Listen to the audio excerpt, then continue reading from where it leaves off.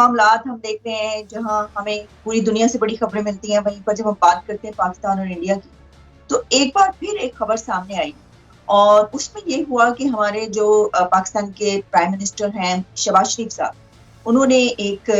तकरीब में मौजूद थे, उसमें वो स्पीच करे थे। उसमें उन्होंने इंडिया और पाकिस्तान के रिलेशंस पे बड़ी तफसीली गुफ्तगू की और उन्होंने ऑफर किया कि इंडिया को डायलॉग के लिए, टेबल टॉक के लिए, कि हम अपने जो सारे हैं वो कॉन्फ्लिक्ट्स जो है उनको अगर सॉल्व किया जा सकता है तो पीसफुल रेजोल्यूशन की बात की। साथ ही उन्होंने अपनी जो है न्यूक्लियर पार्ट की भी बात की। अच्छा, इसी के साथ ये भी हुआ कि साथ ही एक प्लानिंग एंड डेवलपमेंट की एक तकरीब थी जिसमें हिना रब्बानी साहबा मौजूद थी, उनसे सवाल किए गए तो उन्होंने भी ऐसी बात की, लेकिन उन्होंने ये कहा कि ये तो हमारा हमसाया मुल्क जो है वो हमसे बात नहीं करना चाहता क्योंकि वो डार्लिंग द वेस्ट हो चुका है, तो हमारे साथ जब बात की बात आती है तो बड़ी टर्म्स एंड कंडीशंस आ जाती है। तो सर, मेरा आपसे सवाल ये होगा कि बहुत दफा ऐसी बातें होती नहीं, लेकिन क्या ये जो बात हो रही है कि हमसाया मुल्क नहीं करना चाहता, उसको अब जरूरत नहीं है, क्या ये बात इस तरह लेनी चाहिए? ये ठीक है, दुरुस्त है? ये बात जो है ये आधी दुरुस्त है कि हमसाया मुल्क नहीं करना चाहता क्योंकि उसकी ज़रूरत नहीं बनती। ये जो second part of the sentence है, जो रीज़न उन्होंने पेश किया है, यही रीज़न हम बहुत अरसे से पेश कर रहे हैं कि इस वक्त जो है वो इंडियन सब कॉन्टिनेंट में जो किसी भी तरीके से अमन की बात है या ताल्लुकात बेहतर बनाने की बात है, वो ज़रूरत पाकिस्तान की ज़्यादा बनती है, इंडिया की नहीं बनती। और इस वक्त का जो लफ्ज़ मैंने इस्तेमाल किया, इससे मुराद हर दौर में तकरीबन यही सिचुएशन रही है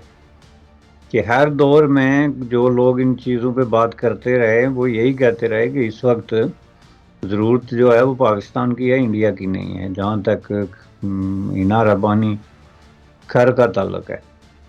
लेकिन इसका उन्होंने अब जो उल्टा मंतकी पेश, यानी इससे मैसेज ये देने की कोशिश की है कि हम जो तैयार हैं जी, लेकिन वो बात नहीं करते, विच इज़ टोटली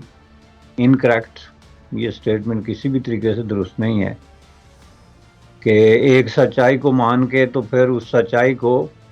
दूसरी सच्चाई के ख़िलाफ़ इस्तेमाल करने के लिए मान लिया जाए। असल सच्चाई ये है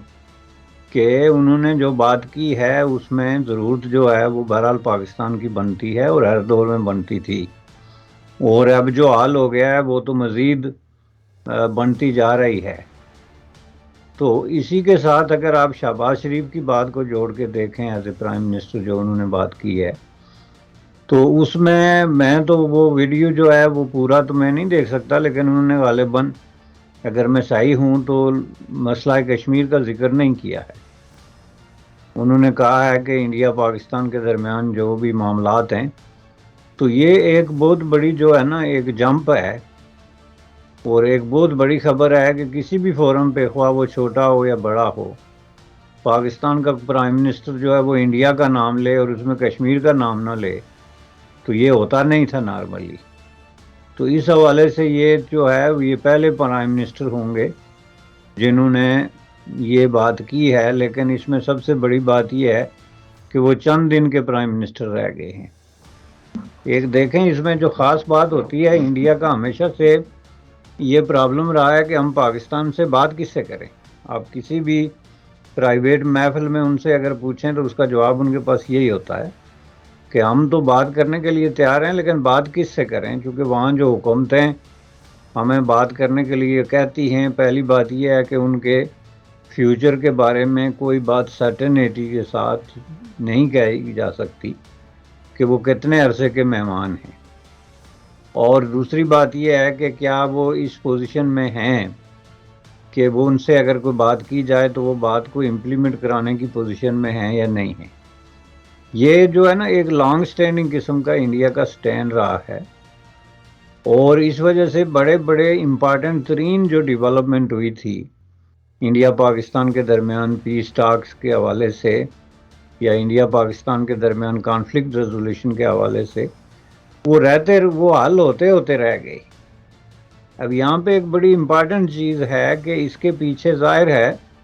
जो लॉजिक है वो यही है कि दो किस्म की हुकूमतें जो हैं ये इस मौजू पे बात करती रही। एक जिनका जो है वो फ्यूचर बहुत ज़्यादा अनसर्टन था कि इनको किसी वक्त भी जो है वो टॉपल डाउन कर लिया जाएगा, تو انڈیا کا یہ موقف رہا ہے کہ ان سے بات کرنے کا فائدہ کیا ہے، کہ جب انہوں نے رہنا ہی جو ہے وہ اتنے لمیٹڈ ٹائم کے لیے ہے. اور یہ شہباز شریف کے معاملے میں تو یہ بات 100% درست ہے، کیونکہ یہ دنوں یا مہینوں کی بات ہے جو وہ خود بار بار اناؤنس کرتے ہیں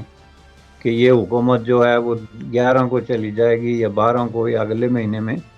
لیکن is a matter of weeks and months. تو اس میں یہ جو ٹاکس ہوتی ہیں بات کرنے کی، اس پہ تو کئی مہینے تو صرف آپ کو جو گفت و شنید کا پروسیس ہوتا ہے اس پہ لگتے ہیں، اور کئی مہینے آپ کو اس کی تیاری کے لیے لگتے ہیں. اور یہ نہیں کہ آپ جسٹ جاتے جاتے جو ہے وہ انڈیا کے ساتھ بھی ایک بات کریں، انلیس کہ بیک گراؤنڈ میں انہوں نے کوئی باتیں کی ہوئی ہیں، جیسا کہ پہلے سابق پرائم منسٹر کے دور میں ہو رہی تھی کہ انہوں نے جو ہے آل دو کہ وہ کہتے ہیں مجھے پتہ ہی نہیں تھا، لیکن ان کے دور میں اسٹیبلشمنٹ جو ہے وہ انڈیا کے ساتھ بہت سارے معاملات طے کر چکی تھی، لیکن اس کی جو فائنل ڈسپلے ہونا تھا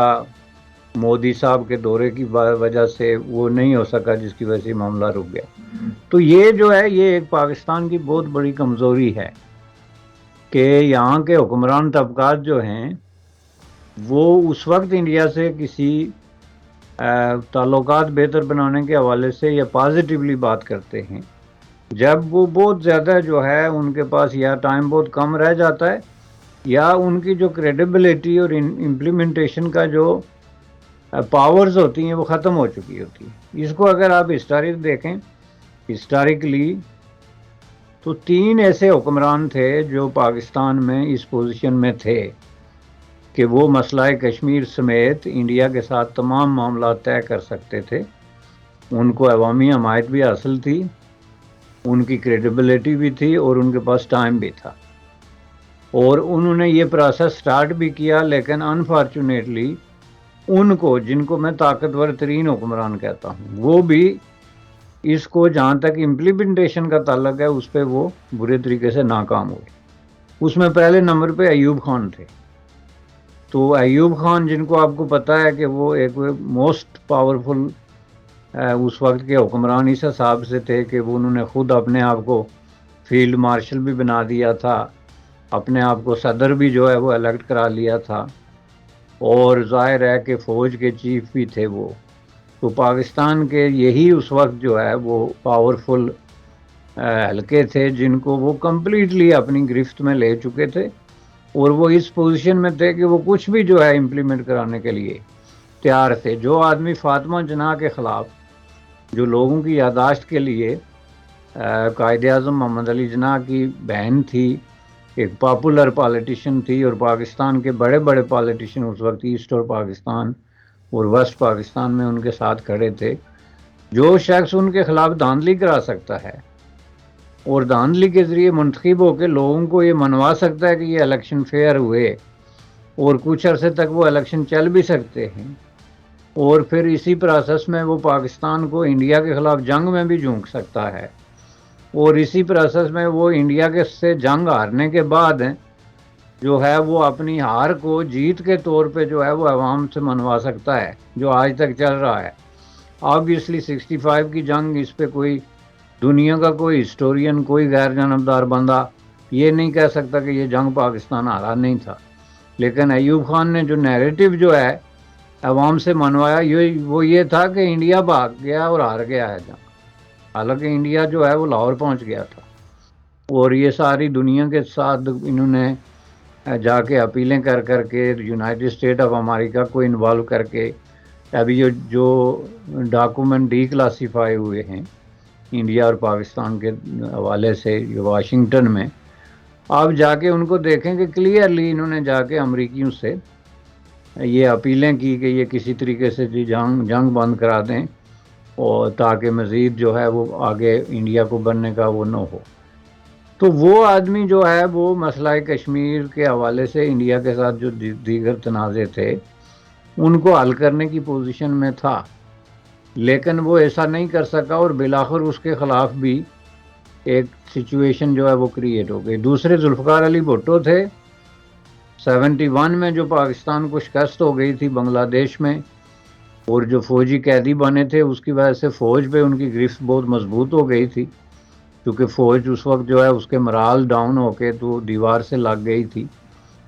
اسٹیبلشمنٹ پہ ان کا پورا کنٹرول تھا. پاکستان کی جو ویسٹ پاکستان کی موسٹ پاپولر پولیٹیکل پارٹی کے طور پہ ذوالفقار علی ابھرے تھے پہلی دفعہ, اور اس حوالے سے ایک رائے عامہ بھی یہ تھی کہ جی ایک جو ہے ایک پالیٹیشین الیکشن جیتا ہے اور اس کے پاس ایک پاپولر پولیٹیکل پارٹی ہے اور اس نے اسٹیبلشمنٹ کو آنکھیں دکھائی ہیں, تو اس لیے وہ کوئی بھی فیصلہ کرے تو عوام مان سکتے تھے. لیکن انہوں نے کشمیر ایشو ڈسکس ضرور کیا,